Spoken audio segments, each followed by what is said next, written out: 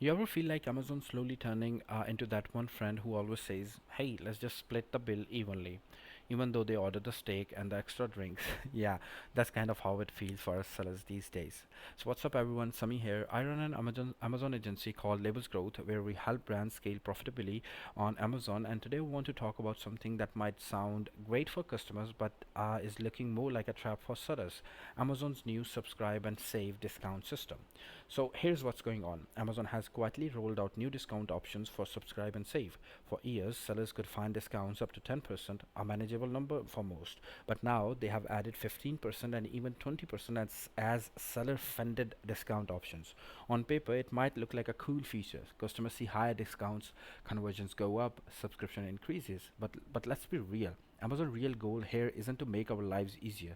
Their goal is always the same: get sellers to spend more money. Think about it. Between ad spend fees and now these bigger discounts, Amazon is constantly squeezing margins tighter and tighter. And it's not like they announced this change with some big celebration. No, they rolled it out quietly just last week. They were still putting out content that mentioned the old 10% cap. No mention of the 15% or 20%. It just slipped in there, almost like they didn't want too many sellers realizing what was happening. Now, let's talk about why this matters. Many sellers are already struggling to make the math work at 10%. If your product has, say, a 30% margin before ads, you are already losing a huge chunk of that to PPC cost. Add in a 20% discount on top. For most sellers, that margin disappears, and you're left hoping customer lifetime value somehow makes up for it.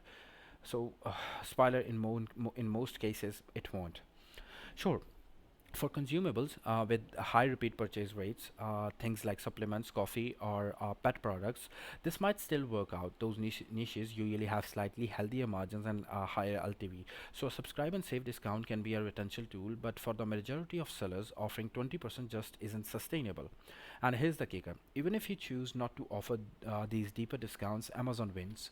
Why? Because they'll still increase fees, still push ads harder, still find ways to make you spend. This is their entire playbook. They give customers better deals, they don't fund them, and they shift the entire burden to sellers. Meanwhile, sellers are expected to have 100% margins just to survive all the layers of cost Amazon adds on. So where does this leave us? Well, it means sellers have to be even sharper about their numbers. You can't just blindly turn on 20% discount and hope it brings in long-term customers. You need to calculate your acquisition cost, your real LTV, and your break-even point before even thinking about using these new tiers. Otherwise, you'll just be funding Amazon's obsession with customer loyalty at the cost of your own profits. From where I am standing, this isn't a seller-friendly change. It looks good on the surface, but it's a margin killer for most brands. Unless you are in a very specific niche with high repeat purchases, it's better to stay conservative and protect your margins. Amazon not looking out for you here. They are looking out for themselves. That's my take on it. I'd love to hear what you think. What do you ever like? Would you ever offer 20% subscribe and save on your products, or do you think it's just not worth it?